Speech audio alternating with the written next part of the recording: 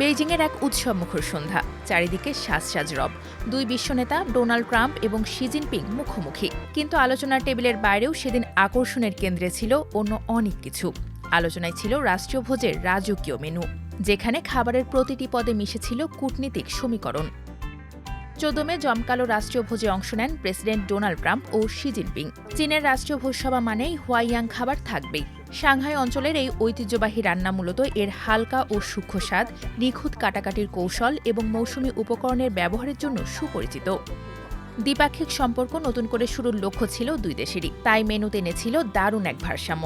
একদিকে ছিল চীনের জাতীয় খাবার বেইজিং হাঁসের রোস্ট, আর অন্যদিকে ছিল ডোনাল্ড ট্রাম্পের প্রিয় সুসিদ্ধ বা ওয়েল ডান গরুর পাঁজরের মাংস। খাবারের মেনুর এই নমনীয়তা যেন বন্ধুত্বেরই এক বার্তা।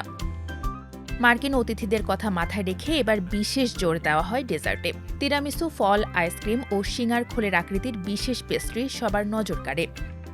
চীন বহু বছর ধরেই খাবারকে কূটনীতির অংশ হিসেবে ব্যবহার করে আসছে, কারণ দেশটির ইতিহাসে দীর্ঘ দুর্ভিক্ষ ও খাদ্য সংকট খাবারকে শুধু প্রয়োজনীয় জিনিস নয়, বরং আভিজাত্য ও মর্যাদার প্রতীকে পরিণত করেছে।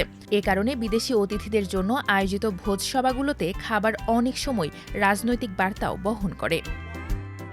এমনকি অতীতেও খাবার ঘিরে ঘটেছে বহু ঘটনা। ২০২৩ সালে মার্কিন অর্থমন্ত্রী জ্যানেট ইয়েলেন বেইজিংয়ের একটি রেস্তোরাঁয় খাবার খেতে গিয়ে ম্যাজিক মাশরুম নিয়ে মজার মন্তব্য করেছিলেন। আবার ২০১১ সালে তৎকালীন মার্কিন ভাইস প্রেসিডেন্ট জো বাইডেন বেইজিংয়ের একটি সাধারণ রেস্তোরাঁয় বসে ভাজা কলিজা খেয়েছিলেন। সেই দৃশ্য ব্যাপক আলোচনার জন্ম দেয়। চীন অনেক সময় অতিথিদের সম্মানে খাবারের নামও বদলে দেয়। ১৯৭১ সালে হেনরি কিসিঞ্জারের গোপন চীন সফরের সময় তার জন্য একটি বিশেষ মুরগির পদ তৈরি করা হয়েছিল। পরে সেই খাবার স্থানীয় রেস্তোরাঁগুলোতেও জনপ্রিয় হয়ে ওঠে। রাষ্ট্রীয় ভোজের মেনুতে সাধারণত থাকে লায়ন্স হেড নামের নরম শূকরের মাংসের বল, ইয়াংঝু ফ্রাইড রাইস, মিষ্টি টক সসে ভাজা স্কুইডেল ফিশ, হাজারো সূক্ষ্ম সুতোয় কাটা টোফু দিয়ে তৈরি ওয়েনসি টোফু, ইয়াংজি নদীর ইলমাছ ও বাঁশকুড়ি, মুচমুচে গরুর পাঁজরের মাংস, বেইজিং রোস্ট হাঁস, টমেটো সুপে লবস্টার, সরিষার সসে স্যামন ও মৌসুমী সবজির স্টু সহ অনেক খাবার। চীনের এসব খাবারে মশলার ব্যবহার খুব কম থাকে, যেন স্বাভাবিক স্বাদ বজায় থাকে।